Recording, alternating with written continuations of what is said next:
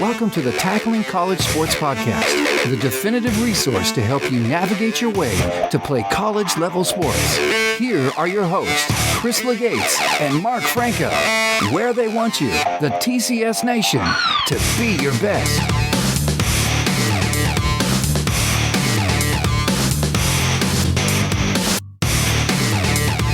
Welcome, TCS Nation, and thanks for tuning in to the Tackling College Sports Podcast. I'm your host, Mark Franco, and still not alongside me due to social distancing is in his current role as tutor, disciplinarian, PE teacher, gatekeeper to Wi-Fi and snacks, co-host Chris Legates. Good morning, my friend. How are you this lovely day? Yeah, we're a little more than 6 feet apart, aren't we? We're about 60 miles apart right now. Just a touch. Yeah, and being a fourth grade teacher for my son right now, I am taking all of those roles very seriously. So my son was almost the first kid that I suspended from my in-house school system. So the disciplinarian factor has been tight, but I get to switch hats and be with you today, and I'm thrilled about our guest, an old friend of mine for sure. Right. So our guest today is Alison Foley. And Alison, thanks for joining us today. Thank you, Mark and Chris, for having me join us. This is great. It is. Listen, in honor of your time, let's dive right in. So, Alison, can you give our listeners a history of your background from your days as an assistant coach at James Madison to now running Foley Athletic Advising? Sure. So I actually did my master's degree after graduating from college down at James Madison, where I was the grad assistant for the program, and stayed there 2 years after full time as an assistant, and then. One year after that, I went down to Angelo State University, a Division II school in Texas, and was the head coach of the women's soccer program down there, and taught in their kinesiology department, which is what I got my master's in. And then that was a quick stint. BC opened up, and my dad was like, "You got to apply. You got to come home." I'm like, "Dad, I'm 25. I'm not getting the Boston College job." But I threw my resume up there, and just to see, what could happen, and was up there 1 month later interviewing, and then spent the next 22 years of my life as the head coach there. Wow. Which was wonderful. Yeah, a lot of fun. And then a year and a half ago, I transitioned into a consulting business. And now I'm running Foley Athletic Advising, which is a college consulting business for prospective student athletes and helping them navigate this recruiting process. Right. Wow. So can you go into how recruiting has changed over the years, perhaps maybe touch on the pros and cons, and then have there been any fundamental shifts when it comes to training from your aspect? Yeah, I think it's such an important part of the process, recruiting, and it has shifted in certainly my 22 years a lot. What happened really, I would say probably about 8 years ago, is it just got really young, at the highest levels of Division I and really at all divisions. And it started occupying the majority of your profession, and you're talking to eighth graders, and asking them, to make a pretty big decision, right? Where are you going to go to college? You're asking an eighth grader, what do you want to study? I mean, I didn't even know what kinesiology meant when I was in eighth grade, Right. And for me personally, that was, it sort of got disenchanting, how early. And I guess having a daughter that was the same age as the kids I was recruiting, and I told her to wait until like 10th or 11th grade. I started feeling a little hypocritical on what I was doing.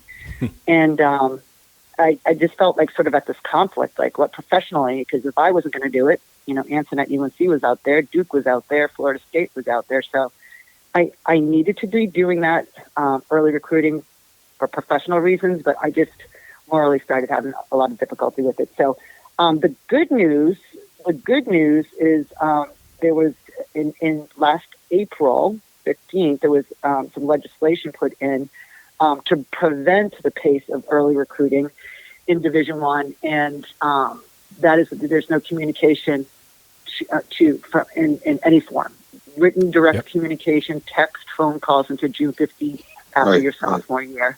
Yep. And then unofficial visits can't start to August 1st. And, walking around kids in braces, in 7th and 8th graders. It's just too young. So I think that those changes were needed, and I think they're excellent, and I think it's going to bring down the transfer rate because kids are going to wait and know themselves first and foremost, and certainly, have more information to make a better, a more accurate decision on where they belong. Sure. Well, and how about on the training side of the equation? Yeah, I think in terms of the training, there's a lot more training in what you're able to do. I think strength and conditioning departments have certainly, lots of programs have, a full-time strength and conditioning coach. I think technology has really increased, GPS trackers, heart rate monitors, so how much, where you are on the field. The video analysis has become a huge teaching tool. So I think from a technology standpoint, it's been a really big increase in how you can train and really teach your athletes. Yeah. So you think that's trickling down from the pro side of the equation? I think that it is, and I think it's just also a byproduct of where we are, in our tech field, and how advanced we are in our tech field. But people are recording and tracking, and it's certainly getting very specific. Yeah. And do you think there are any negatives to that? Or are the positives outweighing? I think the positives certainly outweigh. You're finding out more detail. You're finding out, the hydration of your athletes. A lot of this is for injury prevention reasons. Did they do too heavy of a load this week where we need to give them a recovery day, or do we have to? Are they fit and ready to go? Half a game. Are they fit and ready to go 70 minutes? I think these are really good things to keep, our athletes healthier. Right. So I think it's a positive. Okay. Yeah. Chris? Yeah. Well, I'll tell you what, that is important information, especially from the technical aspect, because the NCAA does no favors to anybody playing 3 games in 7 days. So that data is very important as far as putting together training sessions and monitoring players' health. I know that they like to talk about being about student athlete welfare, but as you and I know, Al, 20 plus games in a 2.5-3 month window is doing no favors to student athletes. Yeah. I mean, I think it's a really good thing to study periodization and track. Just tracking athletes. You're right. It's sometimes. I think the old school, we always thought, keep on pushing, and I think as professionals, we've really had to buy into sometimes less is actually more, especially in season. Yep. Well, hey, first of all, I want to congratulate you on your second book now, The Elusive Full Ride Scholarship. What was your inspiration for writing this book? And I've known you for so long, and I never asked you this question too, was there always an interest in being an author? No. The inspiration, my first book is How to Coach Girls. My co-author for both books is also a neighbor, and growing up in our neighborhood, her 2 daughters were best friends with my daughter. And for the first book, whenever there was issues with her daughters, team, or the coach did something, or one of her daughters maybe was dropped down a level, or there was drama on the team, she'd come down and be like, "What's going on? Listen to what's going on with my daughter's teams," and I would advise if I could offer advice. And one day she came down to me and she's like, "Look, I've got this great idea. We've got to co-author a book, How to Coach Girls." I said, "I'm not an author. I'm a coach. I'm not going to write a book." And she said, "No, you have so much, knowledge, and you can help so many people if you put this information in a book." And I kept saying no for a while. And she presented me with what I thought was a really, alarming stat, and that was that 70% of the kids by the age of 13 quit organized sports, and girls at 6 times the rate as boys. And so that really got me thinking. And I know I'm just such a big advocate of girls participating in sports all their lives, but especially at middle school. So that was the game changer for me, that stat really. And then we got to it. Out came the book in 2018, and then a couple of years after that, she's like, "You got to write one on getting recruited. Everybody wants to get recruited, and there's so many tricky parts to it. And you've been in the game for so long, and it coincides with my company, really well, the athletic advising company. So I said, okay, let's do it. So and I do, both books really are to help people, and between the NCAA rules, between the different divisions, between what to do as a freshman and all through the process, and it's a tricky, the recruiting process is tricky to navigate when you're not in, you haven't been, you don't have parents that were, athletes, and even if you did, it's changed dramatically. So, both of the books were really done with my, my neighbor really urging me that, I had some information inside of me that could help other people. And that's interesting you said that, because Mark and I started this whole project by being at the sidelines of a showcase tournament, like you've been in a million times. And, just hearing people talk about the college recruiting process and how much misinformation there is out there, Alison. Right. It was one of the things that we said, well, how do we educate people? You can't go around and grab every parent and be like, hey, listen, do you realize there's no scholarship money at Division III? Do you you'll have parents that go around there saying, did you know she's getting a scholarship at this Division III school? And you're like, no, that's not true, because you can't, So, there were things that when we decided to put this together, the same way that your neighbor came to you and said, hey, share your knowledge in this. And to me, it was, wow, I didn't realize, and maybe you're in the same boat too now, I didn't realize how much misinformation there was out there. Exactly. Yeah, exactly. I agree 100%. So again, our podcast is geared for student athletes and their parents to, as you even use the same word too, to help them navigate their way through the college recruiting process. As one of the most successful college coaches in the last 20 years, what advice do you have for student athletes on what it really takes to get to the next level of their sport? Let's be honest. I mean, you've recruited some of the highest level players in the country. What does it really take to get to that level? Yeah, I think first and foremost, making sure you're in the proper environment, and by the proper environment, I mean the right coach to push you, in the right group of players to challenge you. We're only as good as where we are presently, and it's you're the top of a team, and kind of practicing 1 or 2 days a week. That's not going to cut it at the next level. So, I think making sure that you're playing in the highest league in your area that you possibly can is certainly helpful. And you got to do some extra work. You got to be committed to do strength and conditioning. You got to be committed to do some extra individual training. To really push yourself to be at that next level. And then you got to get out there and get to the right places, right? You hope that your club team will give you the exposure.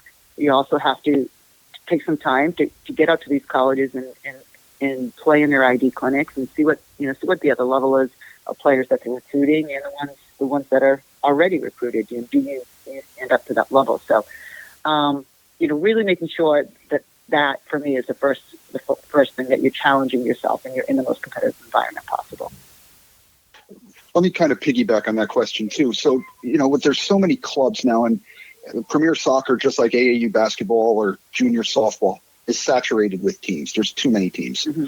But if a kid is a talented player, Al, do you think that they should stay at a smaller club with a good coach, or try to go to those bigger named clubs, and instead of being maybe the top 1 or 2 or 3 on their team, they're now player 11 or 12, but they're at a higher, let's say, perceived club than they were before?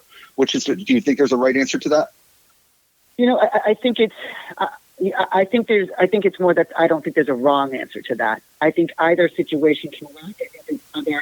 I had said that I think challenging yourself at in the most competitive environment is important. So playing with better players is going to get you better. If you're putting it in, you're going to get better.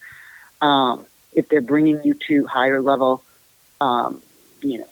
showcases, the competition's going to push you. It may not work out logistically for you to get to that top team. So you might have to be, staying close to home, especially when there's 5 other siblings in your family. So then you might be that best player on a team that has a good coach, but you're the player that's going to have to get, jump in and get some extra personal training. You're going to have to go to these ID clinics if your team isn't going to these bigger showcases to get some of the college coaches to see you. So, in an ideal world, you can go to that more competitive team that's going to get more exposure. But if not, you'll still get recruited, and you just have to, be a little bit more creative in your process. That's a great piece of advice. Mark? So Chris and I have been discussing how colleges might be impacted by the lockdown that we all find ourselves in. We've actually put out several short videos addressing the topic, and now, unfortunately, seeing some of the negative aspects come to fruition. Alison, do you have any thoughts on how this might play out and what changes we might all be in for? Yeah, I've been in a couple different phone calls. I was just on a call with U.S. Soccer, yesterday, and I think there's hopes of club soccer coming into a modified small group training in June. And I'm no expert. This is just kind of what I've heard from a few different venues. Sure. Then July and August we might have some team training, and I think there's hopes that we get back into competition in September. And I think they have a task team that's giving them a lot of information in U.S. Soccer. So I would believe for them to say it on the call that they've had some really good resources giving them some information on how this might happen. In terms of high school and college, I think that we're going to probably see in college some modified seasons, whether we come in later in preseason. Certainly have to, abide by state regulations, whether that's before you go into sports medicine and out to the field, you get your temperature checked, and then before training, and maybe that goes on every day. And the games are likely to be minimized. And I've heard from quite a few different divisions that you may play your conference and then maybe a couple local non-conference games that don't require too much travel. Sure. So, and then high school, a lot of that, is going to be governor delegated and told to them, especially the public schools. So, I'm hopeful. I think we're going to get back out in the field. I think we'll see some modification, but I think we're going to get the kids out there playing. Right. Now, how are you advising, or what are you advising, let's say, to student athletes / parents, of kids that are missing these showcases? We've talked about on one of our videos, you have to be super creative now, sending short videos of yourself out in the backyard, doing drills or whatever it might be. Are you getting questions about that, or do you have thoughts on that? Yeah, I do. I think that's been probably the most common question is, how do I keep my recruiting process moving forward in a pandemic, right? And I think, like you said, film, sending, it's a great time to make a highlight tape if you have some film, right, of yourself. And also, I think it's really good to do a skills film and have somebody tape you, right. Turn with your back towards goal as a strength, knocking a long ball as your strength. Put yourself through some cones if you're super technical. Coaches have the time. They're in their house just like us. And right. Maybe in season they wouldn't have time, or even out of season. If they were with their teams and on the road recruiting, they probably, get a video and be like, I don't know. They're studying the videos now. Partly because there's no other way to recruit. We said the exact same thing. Yeah. Yeah. And then this also gives, the prospective student athletes, a really good opportunity to study, the school a little bit more, do some extra research. Many schools are offering virtual tours and virtual college fairs. Schools are also offering one-on-one meetings with an academic counselor or a current student or an alum, which I think is great. Mm-hmm. Teams are also, I know a lot of Division III schools are delegating one day for their team to get on Zoom and have any recruits that are interested go on Zoom with them and ask them questions. It's another great positive. Coaches are on Zoom. You can almost prepare like it's an unofficial visit and get dressed up and get on Zoom and be prepared with your questions and I think we can keep it going. You know, you can keep training. It's an opportunity to improve. You know, if your left foot isn't any good, get out there and work it, you know? Right. So, and then, you know, I think colleges are really being creative with what they're putting online, for you to learn about the school a little bit more. You can also do some ACT and SAT extra work, right? Yep, absolutely. So you know, those are a couple of things that I think you can do to kind of keep things in the right direction.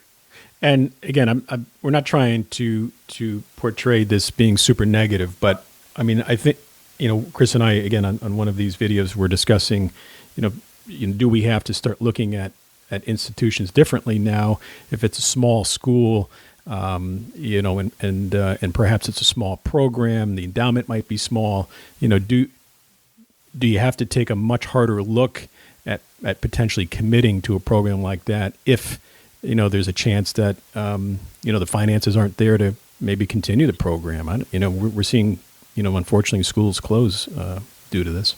Yeah. Yep. You know, I think it is a stark reality. I think we are going to see, you know, a few schools either significantly cut back on what their program can offer, or, you know, travel budgets. Certainly travel budgets are going to I'm sure, be affected. Right. Amount of coaches, coaching staff. You know, you might lose a coach Right. on a coaching staff, which again is a setback from, you know, from having, you know, more people on staff. And then I do think you're right, Mark. I think, unfortunately, some college doors are going to close. You know, some schools are just going to shut down due to, you know, not having the resources to keep them up and running. Yeah. The refunding is a big issue. You know, the refunding of room and board and meal plans. Yep. So, yeah, Chris. I mean, we just saw with the University of Cincinnati cut their men's program, you know, a couple of weeks ago, and we've seen 3 or 4 schools already that have shut their doors. But the interesting thing, Al, that you brought up too, is that with the cutting of budgets, losing a coach is a definite possibility and a big thing, and also having your recruiting budget probably slashed maybe means there's certain tournaments you won't be able to attend, which means now the prospective student athlete has to be even more creative about catching the eye of someone. I agree. I 100% agree with that, Chris, for sure. I think we're going to see that. Yeah, this is some interesting times for sure. So Mark and I do plenty of these presentations to youth clubs and players about the recruiting process. And when we put up the slides about the amount of scholarships available at the different levels, or actually how low the participation rates are, that, you know, 7 or 8% of kids are only playing in college. There's a collective gasp in the audience. So my question to you, Al, is, do you think club coaches or club programs and club coaches are really doing a good enough job educating parents and family, or players and families, about how hard it is to play in college and also how hard it is to get a scholarship? You know, I think that they probably don't. A lot of them don't even know that stat. Is what I found. I found, Chris. And I mean, I think my in one of the first paragraphs, if not the first paragraph of my book, that statement is made, and I'm sure it's gonna, you know, people are gonna buy the book to get recruited and be like, "What's going on here? This is harder than I thought." But you know, I think that part of to sort of justify the role of the club coach, part of their job is to convince people that they are going to get recruited, right? Right. And,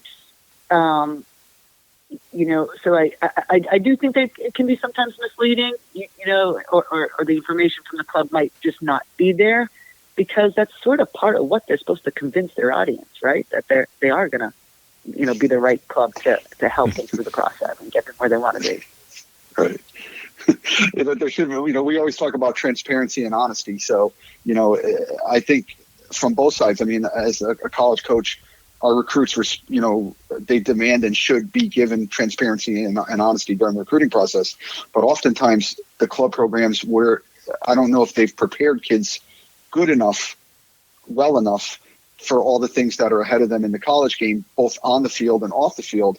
But also, I think, going back to that misinformation, a lot of the stuff that when we walk around a complex on a Sunday afternoon, that the information the parents have gotten, where does it come from? And I'm not sure. And I don't know how we can do how do we do a better job of educating so that, people realize that men's soccer Division I only has 9.9, that women only have 14, and that not every school has that too, by the way, so. Exactly. And that's if you're fully funded, which, fully funded, right. So, how do you get that apart? Because I think there's a lot of kids when they go play U14 ball, every parent on the sideline is looking at their investment in Premier Soccer as coming out on the back end of getting a scholarship in college. Right. Yeah. I don't have the answer to how we get this truly, across to the families and the player. I think again, they just believe that it's a natural transition. I'm putting in this amount of money for a club sport. So I expect, on the flip side, my return, which is a scholarship. Right. And so I just think it's a tough thing to get out there. I don't think social media necessarily helps because you always see all the kids that got recruited, right? Right. So you think everyone, if you haven't been recruited, you think everybody around you is being recruited except you. You're the only one that hasn't landed. But the actual percentage of kids not ending up, there's more, as we know, a lot more high school players not finding, not going and playing a sport in college than they are, than that are. So. Right. And I wanted to ask you a kind of a question off of that. I really, really enjoyed your, if you want to call it a combine or ID clinic that you did last summer. And I know that I'm not sure if this summer, if it's going to happen again, but because of the pandemic or if you'll find a different date, I thought it was awesome. And because clearly because you've been a college coach, you know what college coaches are looking at. And did your process of getting all those players together, you kind of went through like a vetting process. You did like profiles of these kids, didn't you? We did. Well, what I did was I started with the club directors and explained what was going on and what we wanted to do, and then asked, for their top players in their club, and they would just kind of put them in an order for me. And then, I knew some of the players, just doing U.S. soccer stuff. I kind of knew a lot of the top players in the area, so I was able to have sort of my own list, and just from recruiting at BC and seeing some of the younger kids. So, but I did rely a lot on club coaches giving me that information. Yeah, I thought it was well done in the level of play. I mean, as you well know, there are so many showcases and ID camps and combines nowadays that often the level of player is saturated. There's not the way that you did it was awesome, because I really think that if, regardless of your level of coaching, if you were Division I, II, III, NAIA, whatever, if you were there that day, you found something that probably was going to help you. And I thought, you know what, that's what the ID camps and combines should be, is that everybody walks out of there as a college coach saying, hey, this was awesome. Well, we hope so. Thanks, Chris. Yeah, we did push it was going to be June 13th. We pushed it back to August 8th. So we hope it takes off. But I think it's easier, for the kids, it's really good, because if they go to these huge showcases where there's 40-something fields, coach may or may not ever even go to their field, never mind, identify them. And here it was just one field, the kids were going to get seen, and they were going to get time. The coaches only had one field to study. And for the college coaches, it kind of shifted through a lot of the players and brought sort of the top ones right to them. And then, they could kind of see what might fit best for their program. So thank you for being there. We loved having you. I can't wait. I hope it happens again. Yeah, I hope it happens in August, Well, listen, here's the big thing now. We have gone from difficult questions. You have coached in NCAA tournament games. You've been in a Final Four with your teams in 2010. But what you're going to go through right now is nothing like anything you've ever been part of, Alison. This is the getting to know you portion of the TCS interview. Oh, okay. Okay, I'm ready. Uh-oh. All right. Mark has queued up some music here that I can't hear because I'm at the satellite studio, but I know it is Getting to Know You by Julie Andrews. Yeah, that's lovely. It's a lovely tune. Okay. But, all right, Mark. But that's enough of that. You're on tune. there. So I'm just grabbing my long mic here and putting on the game show host voice. So question number one, Alison, if we were to search your phone, what would be the top 3 played songs or artists? Okay, so top 3 played songs or artists. So I don't really have a genre of music that I like. I'm sort of all over the place. Mm-hmm. But I love Hello by Adele. I listen to that a lot. Sure. All of Me by John Legend. I love that. And I'm an Elton John fan, you know. Oh, okay. Yeah. So you'd hear a little bit of different music, but A smattering. That's what I mostly listen to. Yes, A smattering. Yes, a smattering. Yeah. That's a good term, right? Smattering of. Question number 2. Who is the most famous person you have in your contact list? Yeah. So I almost feel like a 4-way tie, but I think I'm gonna say Jill Ellis, the former U.S. Women's national team coach. Sure. Just because she's riding a high right now, and she's done so many wonderful things, and Definitely. she's a name in a lot of houses right now. So I'll go with Jill. Perfect. And do you have a favorite quote or quotes? I always like, and I think it's really, really pertinent for the time we're in right now. Don't count the days, make the days count. I like that. Yeah. Yep. Perfect. Yeah. Especially in a pandemic. That's right. Next, can you give our listeners a little known fact about yourself? Yeah. So I'm a certified yoga instructor, and a lot of people just think, oh, soccer. And I actually love yoga as much as I love soccer. Wow. Which isn't usually going hand in hand because soccer players have no flexibility. So, which hence is why I really had to buy into it, and I got into it. That's awesome. Believe it or not, I've been taking classes. My gym has them online live. Of course, you can watch after, but they put them up on either Instagram or Facebook, so it's kind of neat. That's awesome. Yeah. That's great. Question number 5. Who's been the biggest influence in your life? I'd probably have to say my dad. He's coached me on so many, in my youth years on many different teams. Through college, I don't think he missed a game. And when I was at BC, he probably was like the loudest person cheering in the crowd. So that's great. He's dedicated and he's passionate about sports, and I think that's had a big influence on me. Wonderful. If you could have dinner with anyone, dead or alive, who would you choose? I'd go out to dinner with just about anyone if I could go out to dinner, right now. This is true. It'd have to be. I need to put curbside pickup now on that. Curbside pickup, yeah, exactly. So I have 2. I have my best friend Marco. I'd obviously love to go out to dinner with him right now somewhere. Yeah. And a person that I always wanted to just like pick her brain and sit down with, and I just think she's marvelous, is Oprah Winfrey. Okay. Okay. And question 7, if you weren't doing what you're currently doing, what do you think you would be up to? I initially went to college to be a psychologist. Right. And I would still love to do that. I think coaching is probably very close to that. But I love people, and I love trying to, listen and help. So I think I would go into definitely one of the hats you wear as a coach, I'm sure. Yeah, for sure. Absolutely. Question number 8. What is one thing you believe that others might think is crazy? So, I think people may think this is crazy. I'm a big believer in reincarnation, and I swear that this cardinal in my yard is my brother, and he comes to the window in the bird feeder every day. Oh, wow. And so I believe in reincarnation. I believe that I see my brother in a cardinal. Good. Oh, it's funny. Mark and I both have a couple of those kind of situations too with our moms. Yeah. Yep. Yeah. And next, what is your morning ritual? Morning ritual. I walk my dog every morning. Nice. And lastly, what book are you currently reading or have just read? So I'm in the middle of reading The Second Mountain by David Brooks, which is actually a really cool book, by the way. It talks about the first mountain.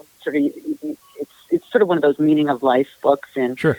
Your first mountain is all about your career and getting to the top of your profession, and and then the second mountain is sort of all about relationships and connecting, and yeah, so it's in the middle of it, but it's been great. It's been a good book. Wonderful. Whoa. Breezed. Whoa. I'll tell you what, Alison Foley coming through, like, not even breaking a sweat with these questions. Remember those days? Remember those days when those coaches would sit on the hot seat, Mark, and they'd be drenched. They would be out of the getting to know you. They'd be exhausted. There's no problem for her. It's no problem. This was a can of corn. What does the crowd have to say about that? Let's see. Now, Mark is playing. We can't hear it. It's not a soccer ref, but it is a baseball hitting out of the park. So. Yes. So Alison Foley hit it out of the park in the getting to know you section, which this is true. I'll tell you what. And our almost 40 of these podcasts now, and we've had she's right at the top. I'm going to tell you, that's number one. She doesn't need a towel or Gatorade right now. She's good to go. Smooth sailing. Smooth sailing. Well, all right.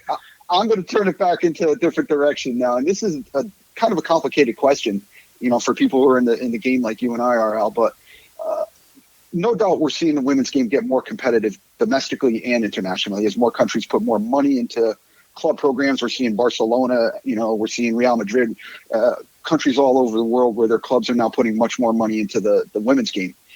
Mm-hmm. What do you think we're doing right and wrong on the club sides in the U.S. as far as development is concerned? That's that buzzword, development. And is the college game growing at a rate to help continue producing successful international players for us, for the USA? Right.